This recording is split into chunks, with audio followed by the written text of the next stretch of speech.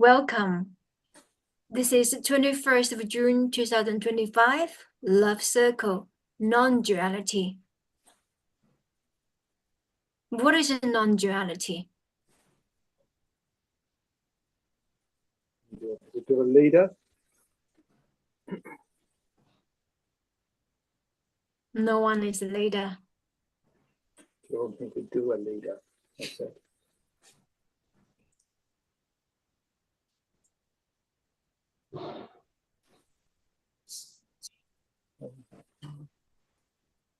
Not let us say No, would you be able to speak very louder, Sunyata? Uh-oh, here we go. Is this loud enough? Is that loud enough? Perfect. All right, okay.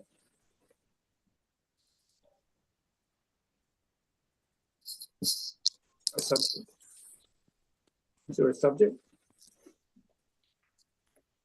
Is there a subject? No, so here we are. Been contemplating a lot around Ramana in this week, in his process. So, contemplating the notions of yoga for every single way it shows up. This idea of what once was called union with God, which just principally means non-duality. In the West, we don't talk about God, or some people do. There is a purist language that comes out of the more radical non-dualist angle, which just simply calls it this, rather than trying to even give it any type of form or say that we can know what that is.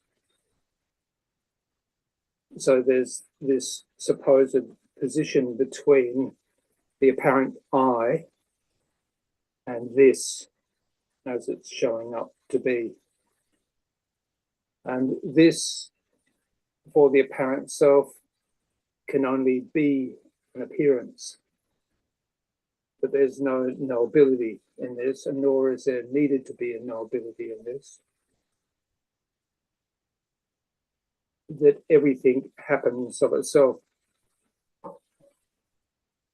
In the contemplation of this and the apparent working of this, it seems to throw it into almost a mystical angle again.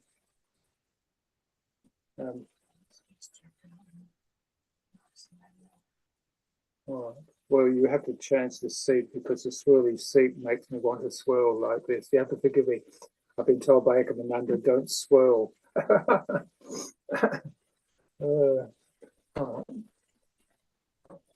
Speak loud and don't swirl.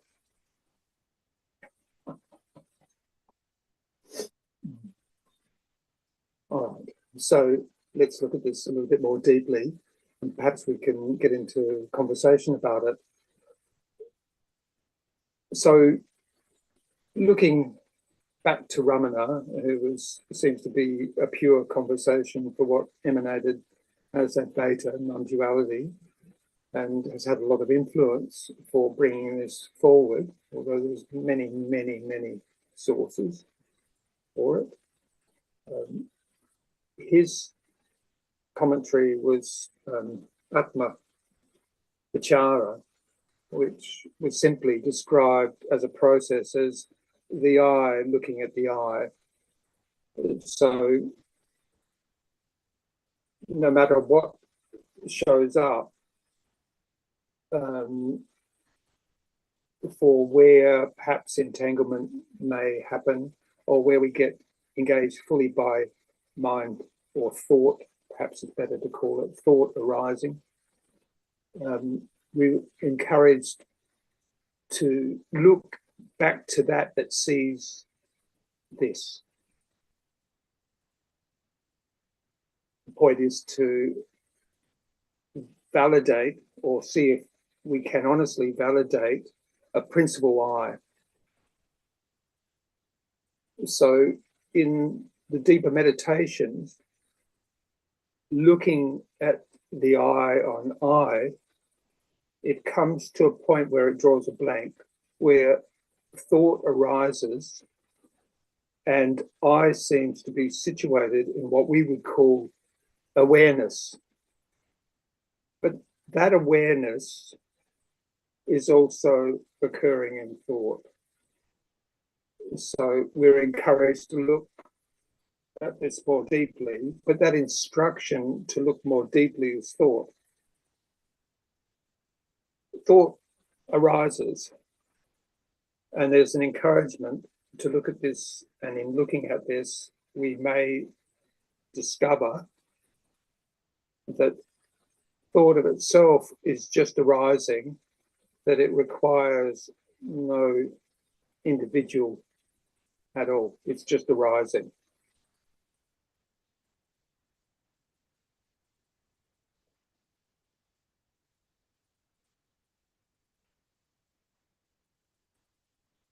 There's been a lot said around the conditioned eye, and for lots of speakers and teachers and whatever, about the conditioned eye, that somehow this can be altered or changed in favor of this higher self. You know, this conversation between a lower self and a higher self. But this division doesn't actually even exist, except that we discriminate one form against another. There seems to be a separation between what looks to be functionally utilitarian. In other words, it has to do with the well-being of a body in a circumstance, in its cooperation with others. And for that which we call the feeling body, the emotional body, is that where we look toward that to gauge its correctness. In other words, if we feel disturbed in the feeling body, then we might question what's about us or what's arising within us. For the meditator, they're encouraged to look at thought as arising within themselves, supposedly. The question mark is that thought really arising in a self that has any solidarity?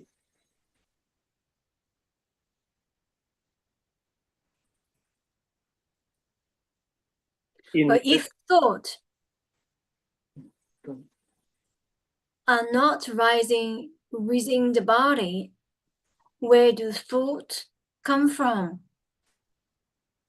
Well, does thought arise elsewhere?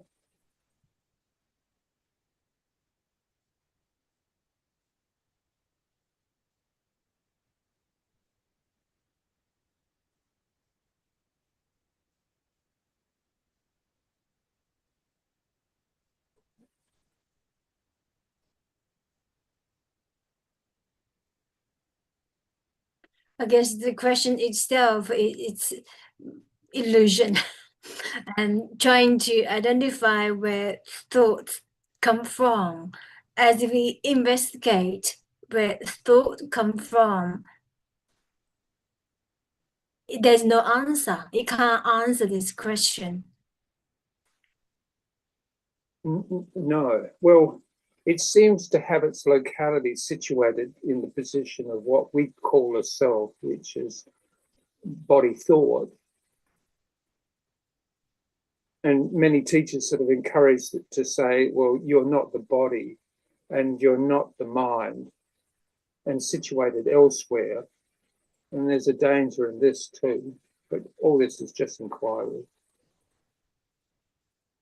You have to look at it very, very carefully. Because for how thought arises, perhaps if we would look at it and say, if it didn't have any emotion arising, in other words, feeling organized around thoughts, because there's feeling that's organized around the body. And when that feeling around the body is okay, in other words, neutral, we have less concern. But if the body is agitated, say by sickness or something like this, then there's an orientation back into the body to make it well, which depends on a utility of thought for bringing it back into well-being. So, but in the feeling body itself, for how this is related to mind and to how thought can come up for things that have nothing to do with utility and the okayness of a body, our concerns with the world, our concerns with things extended beyond our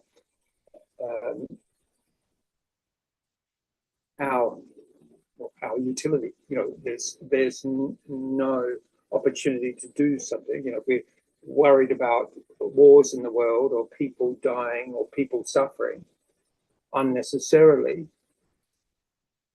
So this might incur emotion in us, which has no unity to our personal circumstance, a personal circumstance.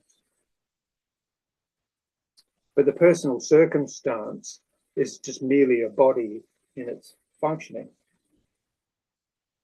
and its organization of its circumstance immediately. So that how thought arises for all our extended thinking, supposedly, if there's a thinking in it, is there a thinking in it? How can I help? Is it necessary for me to do this? Absolutely not. But anyway, to sort of bring it back a little bit closer, because first we want to have a look at what this I is, whether it's real.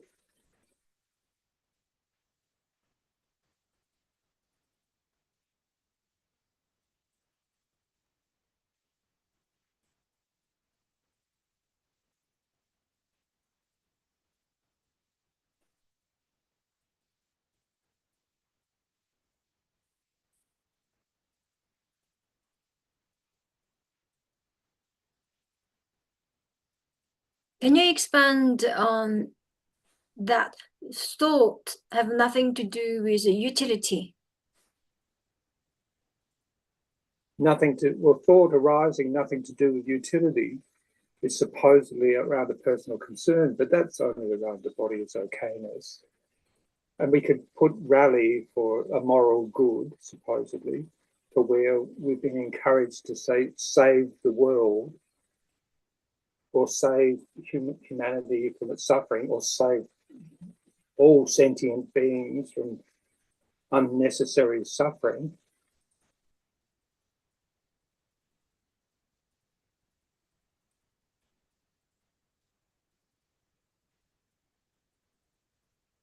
Even if that's just holding to those ideas that supposedly pertain to that.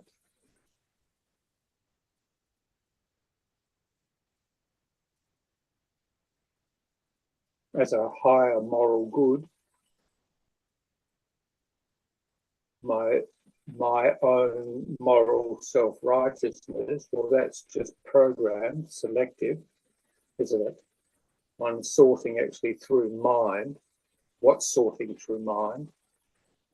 Maybe I'll use this language better because mine's just a little bit too elusive. Sorting through thought. Thought sorting through thought. What we might call thinking.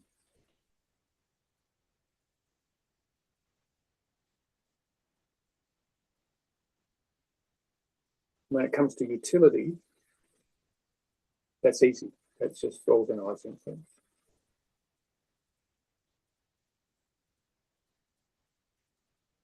Making sure that the resources that we have go to their best possible means to keep all that fluid, to to keep a basic life.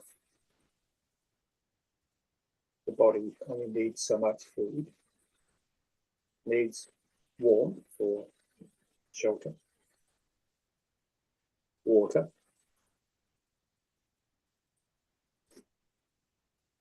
When you say thought have nothing to do with the utility, doesn't that mean thought actually interfering with the okayness? Yes. A type like a martyring of the energy, I use the dramatic word, to a higher cause. So thought Well, you might is have it. I'm not sorting making anything out. wrong by that, by the way. So if thoughts are trying to sort out thought, then it's more interference of the okayness. That is, if the body experiences a stream of thoughts, then it's entangle itself into the situation. Would you say that? Well, there's energy. There's energy before a self in the waking state. It's energy. And if that energy looks to be less than its circumstance, and I don't mean to make this a thought, but thought can go into this, or how we organize a day. So if, so you're incredibly sleep deprived, or you're going through any type of illness, then there will be the sensible thing would be to consider those things that you do wisely, because you want to get that into equilibrium. People speak often about overwhelm, and not making anything wrong or right about any of this. Just look at it really, really carefully. So people get exposed to things, particularly now that we have media that, can get access to so many things. We can investigate so many things. We can investigate so many places in the world where there's strife and there's trouble, catastrophe, and all number of things. And in that shows up in the self, that it might do something for that, or to put its thoughts toward that, to be concerned about that. There's nothing wrong with it. So that might not take any energy off yourself. It can be aware of it. It can be aware of it. If it gets engaged or starts fretting about the nature of the world, with all the apparent catastrophe that seems to go on,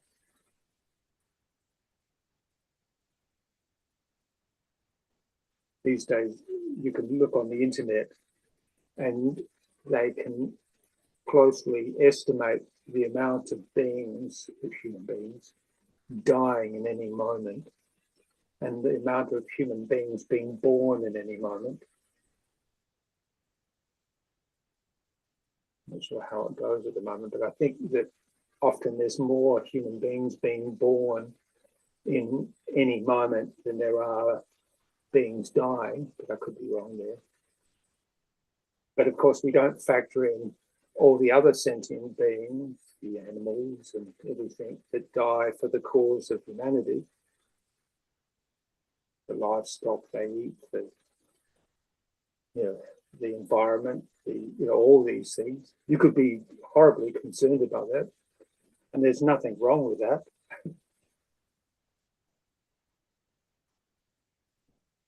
And how do you get this to a point of rest?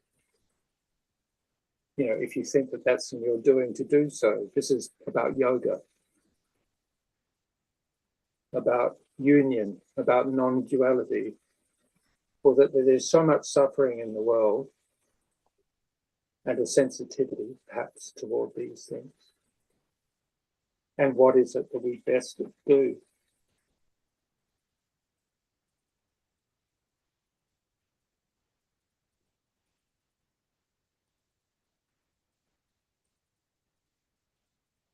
just to look at this very, very carefully. I mean, if we're overwhelmed by a circumstance, stressed, fatigued by all these worries, are we really in our functional best? And is it doing anything, really? Or is it involved with this convoluted sense of an I accumulated with thought? And is any of this real? Is any of it necessary? You have to look at it really, really carefully, because this is yoga.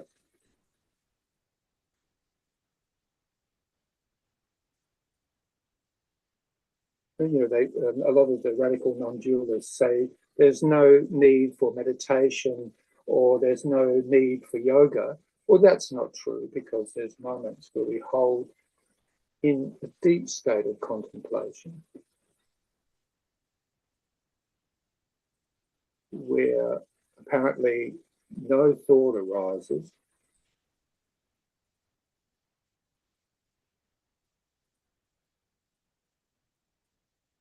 nor any need to fill that space up.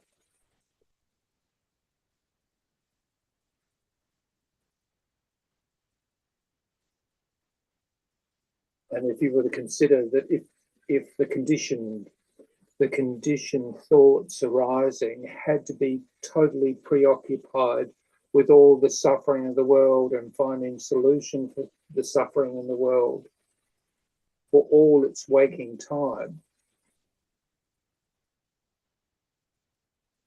it might become exhausted, that energy. It might exhaust that energy. It might not look after those things which are its utility to do.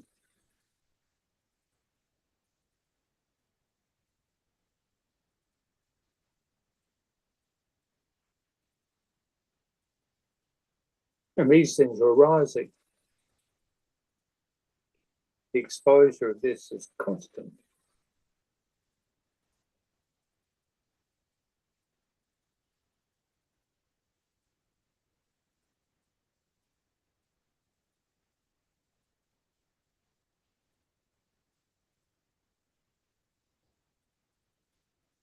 But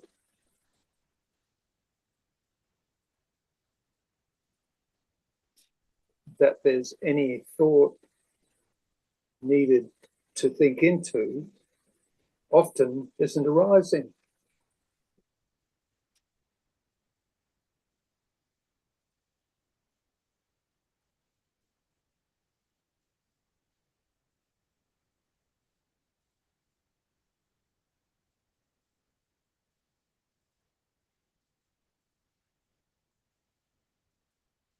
Isn't that yoga? But there's no doing in it.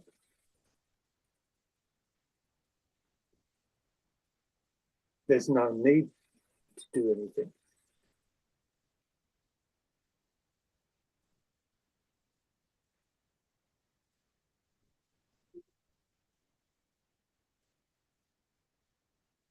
You have to look at it really, really carefully. Just look really, really carefully.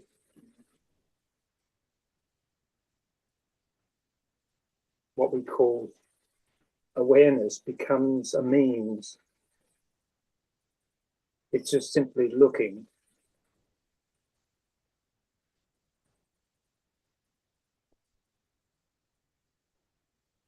This only seems to make a difference in what we call a waking state for a standing supposed I.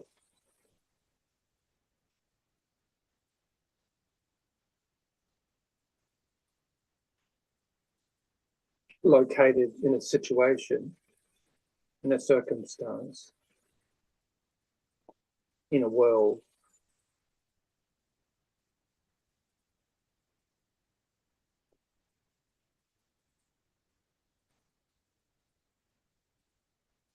A modest utility.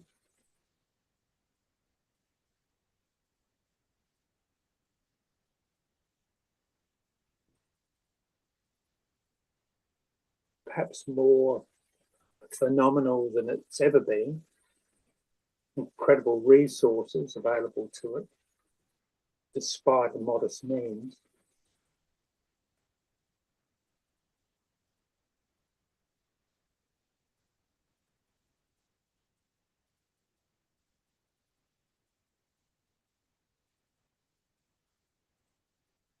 Whether those things have to do with utility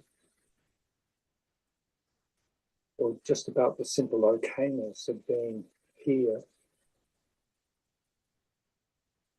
with this as it is,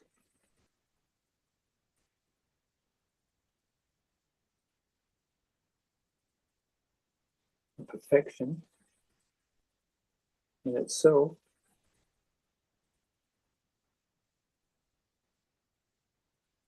in the locality of our circumstance, you know, there's no separation. There's not even enough separation from this to feel gratitude. You could give it names. You could call it wholeness. You could call it peace. There's a quietude about it. You could call it the natural state.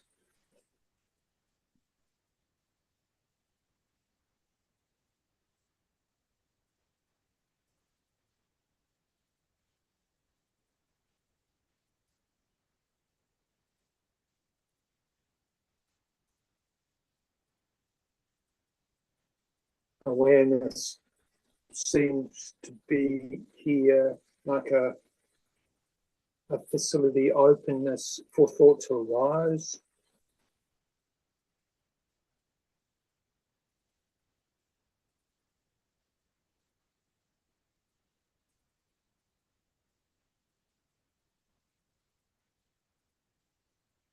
Its locality is somewhere between perception, the awareness of the perception of a body,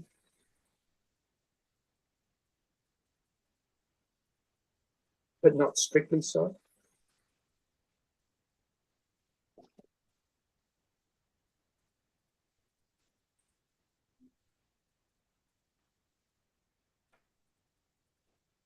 It's not hard-edged. There's a softness to it. Or that a body in its senses and in its feeling space, but where feeling isn't organized around emotion, it's just simply the feeling of this now as it is.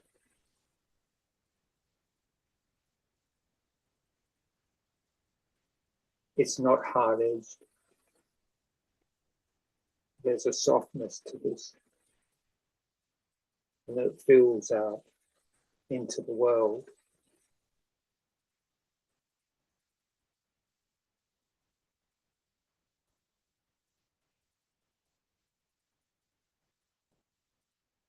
Unutilized.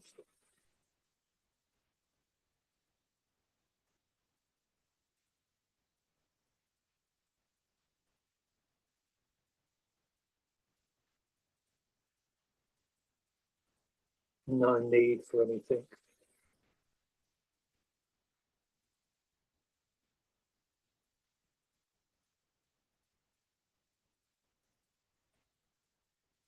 Fully engaged. Simply in that feeling, emanating out of the body, in its okayness.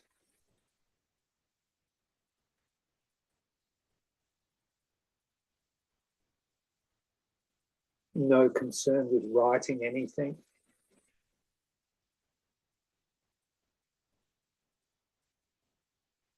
Open. Okay to receive anything. Even a rising thought.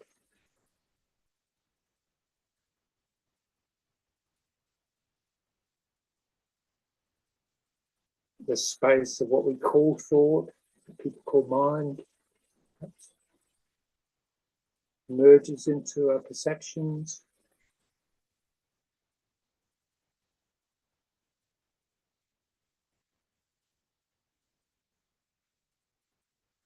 No needed for extension, But being aware that extension is there.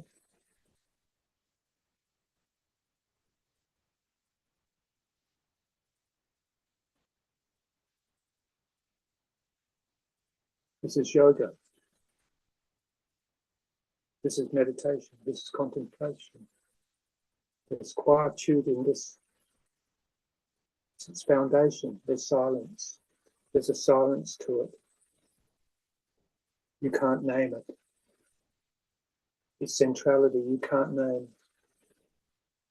It's foolish to call it a self.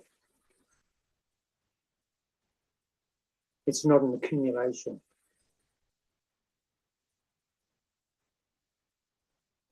There's no accumulation. There never has been.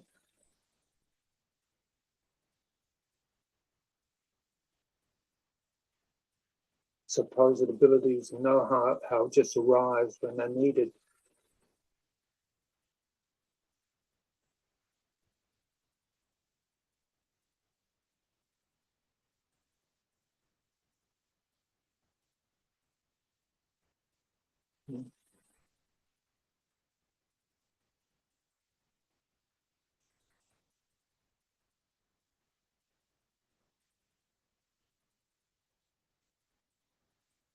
We can even call on a supposed I and say, I am engaged with this.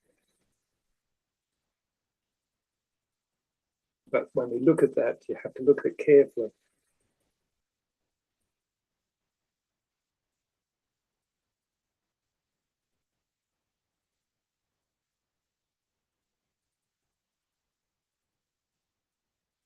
It's totally free to look at anything it has concern for.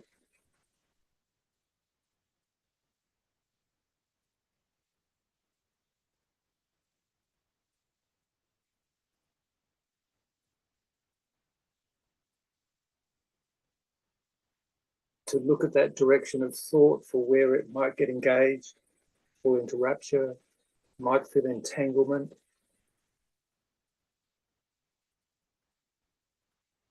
Not for putting an emphasis on those things more than how it occurs, just simply to look at it.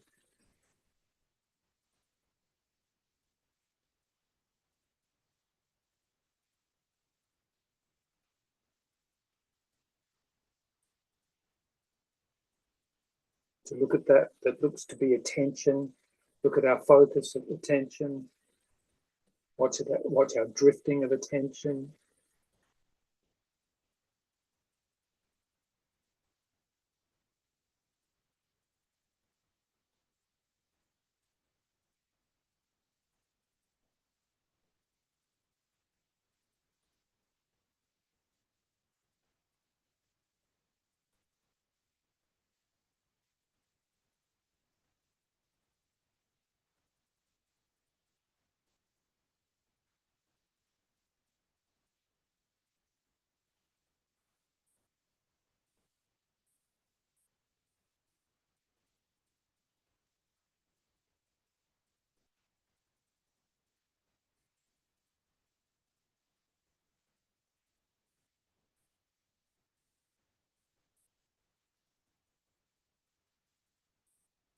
And where is there separation in this?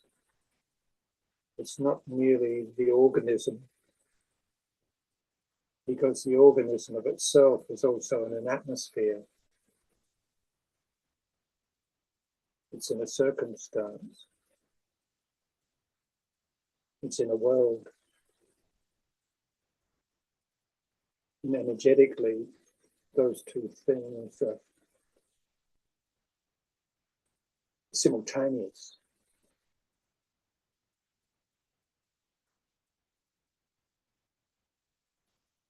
They can't be separated.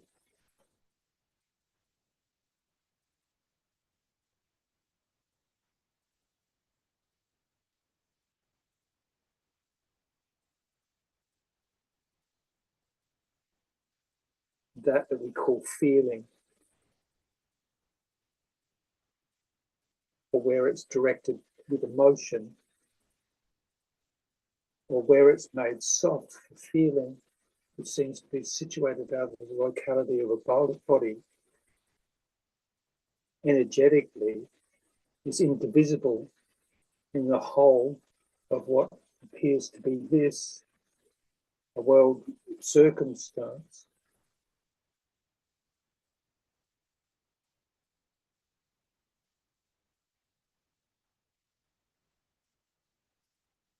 There's no peace to seek, there is peace.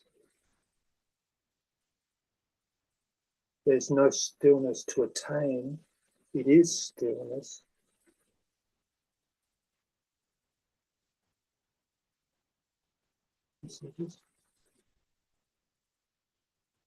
And there's no separation, there's no space between the supposed I and going somewhere. There's no I needed in that. It's also this.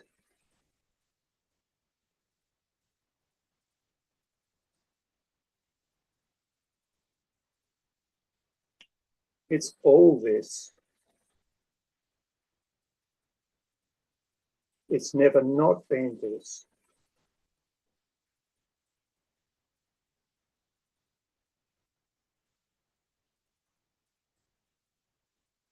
We might protest for the times where we felt drama in life or feel that drama is there for other beings.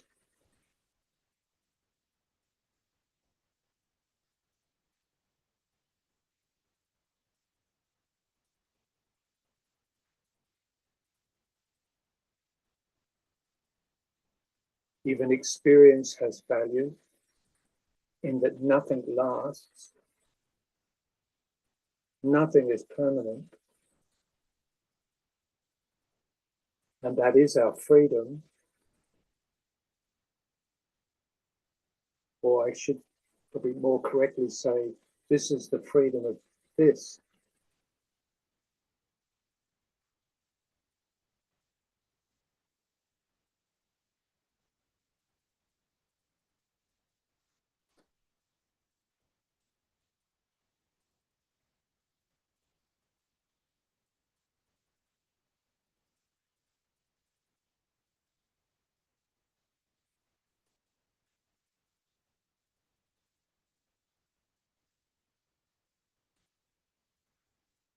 And this that we would call meditation or contemplation or full engagement or quietude can happen at any time.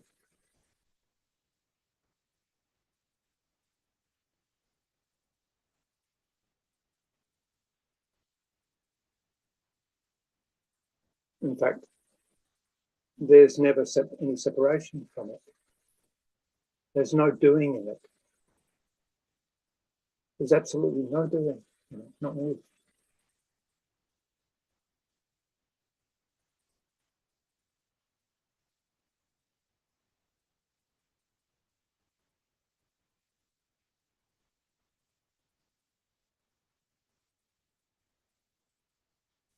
Even the preferentials of a supposedly conditioned self only ever shows up as marginal semblance of that.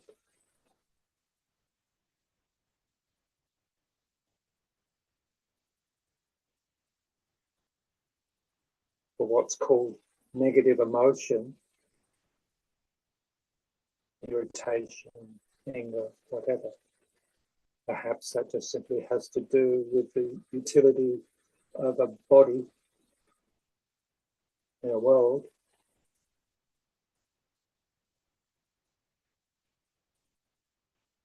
Looking at this carefully, nothing to arrange, nothing to hold back.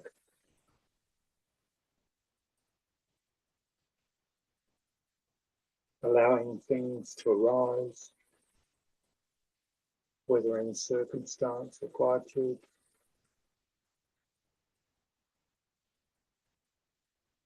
Absolute freedom.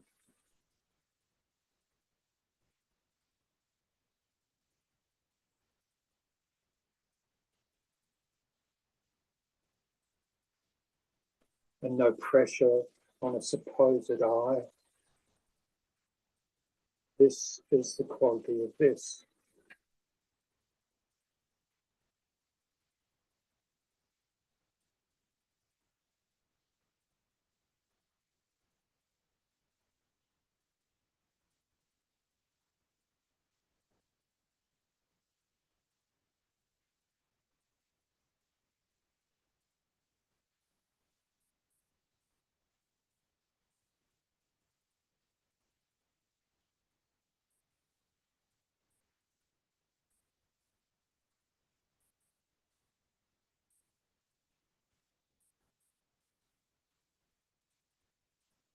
allowing everything.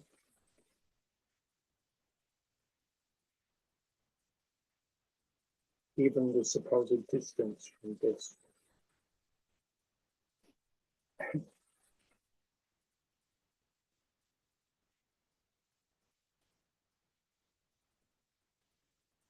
Even when something arises in thought which feels inappropriate, it stimulates emotion and feeling, it's uncomfortable.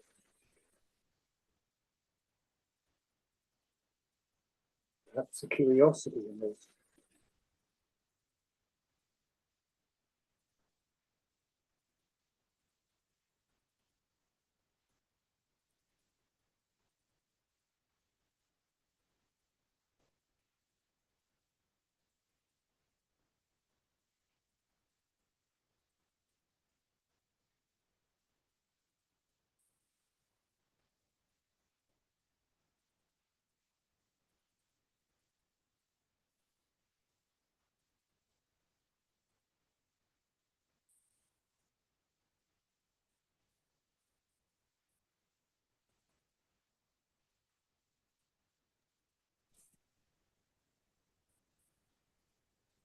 Can you talk about the thought of making others happy? Meaning not having, being concerned for people unnecessarily suffering. Yes? That's part of it. More so is the person keeps on running around and trying to making sure everybody is happy. So that's all the energy went. The energy goes, follow the thought, follow the stream of the thought that I need to make sure wife is happy, husband is happy, children are happy, they've got money, they've got a car, whatever that they need is there. Mm-hmm. Mm-hmm. Is there really anything wrong with that?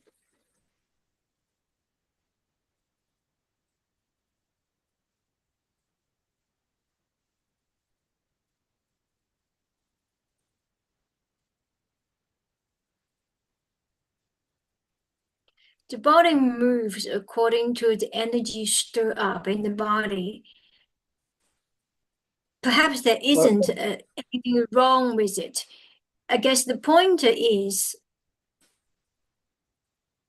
does the person suffer from doing those things for others? Does the person sacrifice his or her own interest in making others happy, in letting go of her own well-being, in exchange of suppose the other's well-being will make her happy?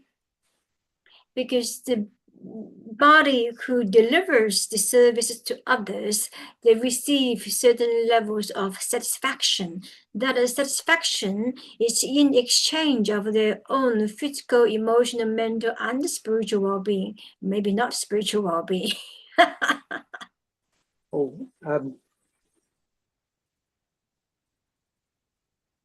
This is where I feel a little differently to the radical non-duality conversation, because I can see that there's, if it's allowed to be so, there's a natural position to come back to meditation. And what does meditation really mean?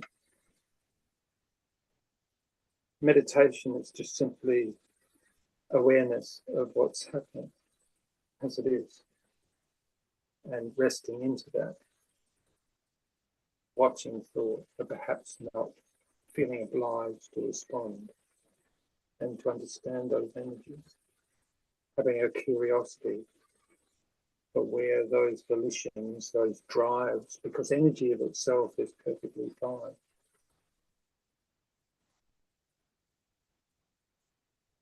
Or absence of energy is perfectly fine, except that there's an obligation to a form external, or where exhaustion or overwhelm sets in, because this is usually where most people express it in terms of overwhelm. So there's an opportunity to be able to look at this carefully, to be able to stop for each, to give space to another, to stop, to find rest.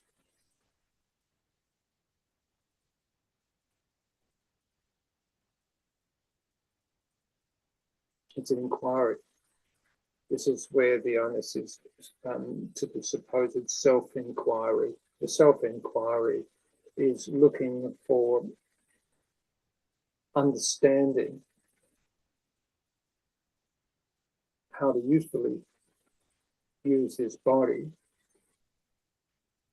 for its basic means and for those it provides for when it has the opportunity and the energy to meet that, and to communicate through a rising thought. A rising thought says, I'm tired. A rising thought says, I'm exposing myself to too many concerns external to the situation I'm in. Or not.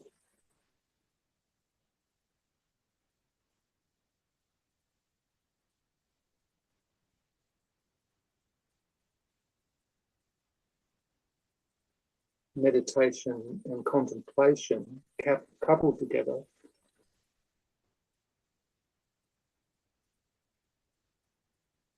seem to bring forward levels of wisdom for managing a self in its own okayness and supporting others in that okayness too.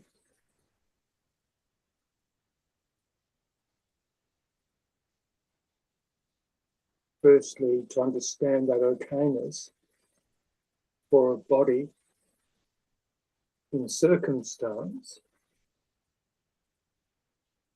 appropriate to its feeling. But we also understand that the being can habituate in the education of a supposed self in early life. It's conditioned for its utility toward life in its adult life, supposedly.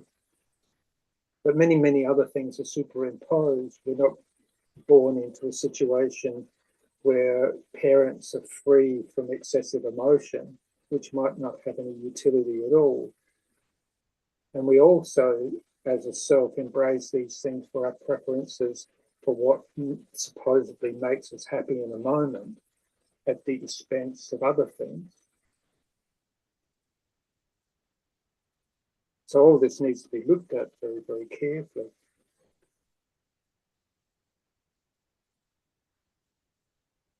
This contemplation via meditation, it happens all the time, if you can see it.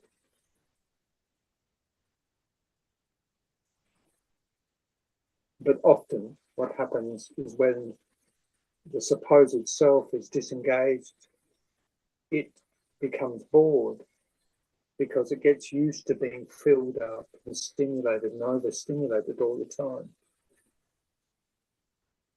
It looks to be stimulated because it thinks that in its experience, well, this is a little bit more convoluted if we were to go into this, because in the encouragement of a self's appearance is the, particularly in youth, I think, but is the accumulative experience which amplifies that self's solidarity. My life. My life. And perpetuating this. There's nothing wrong with this, but it doesn't take much contemplation to see that there could be delusive aspects to that. You know, the self in a form, in apparent thought, when it's overwhelmed in thought, often won't know which way to go, because the thought that has become its second thinking and its primary, supposed primary thinking, because primary thought organizes itself around the basic needs of the body. And the secondary thought is those abstracted thoughts, which is where we learn special skills, supposedly, or have special interests. They're more abstracted. Not to make any of those things wrong.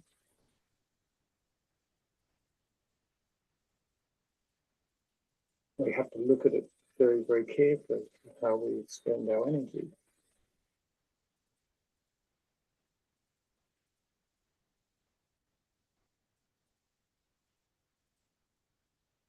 And if we're within those systems where it just becomes a demand that you actually perform, or where manipulation of ideas to be able to utilize a self or others for things extraneous to their fundamental need, if there's domination or control, there might need to be communication which counter that.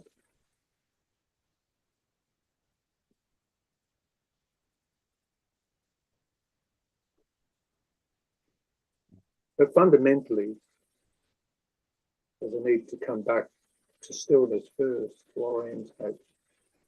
I can understand for many beings that this is difficult in their circumstance, or that they've made themselves so overwhelmed by priorities, by material things,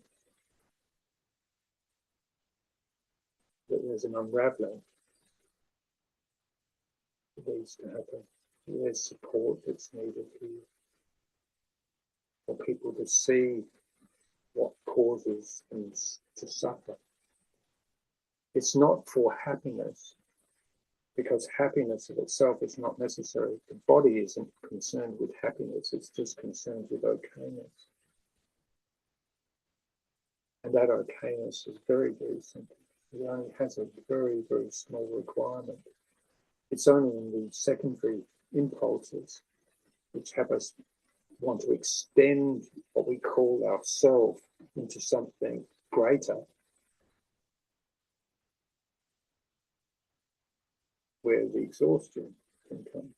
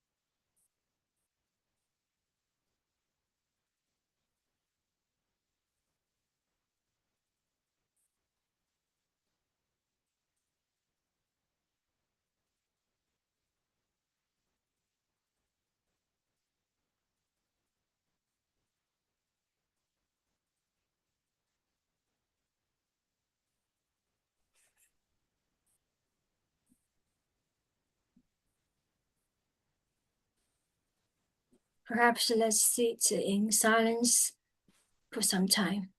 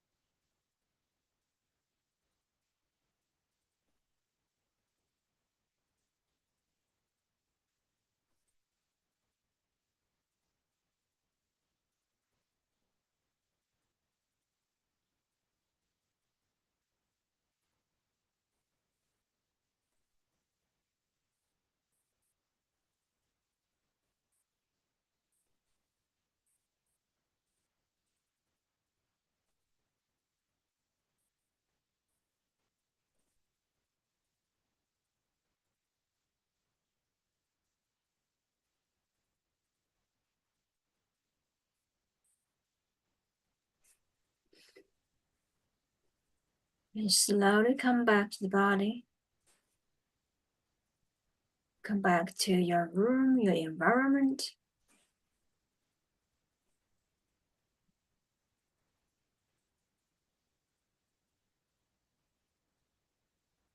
Any questions? Any sharing, Anna Maria?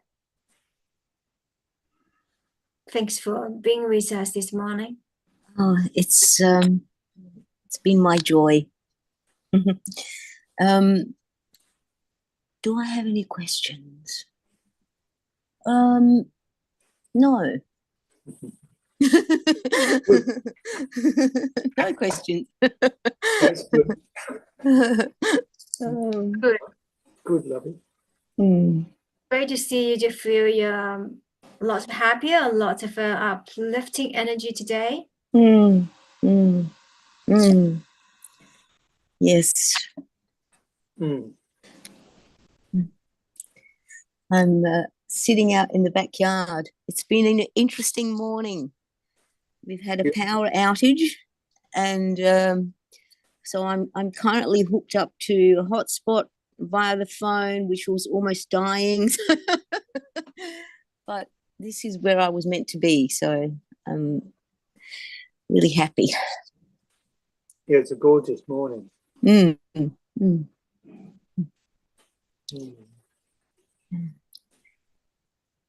Wonderful. Yes. To the audience, thanks for watching.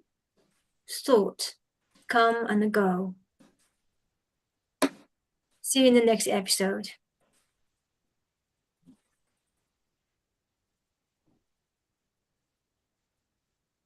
Enjoy your weekend. Enjoy the sunshine. We'll see you soon, Anna Maria.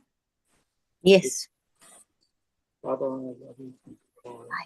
Bye-bye. Love you. Bye.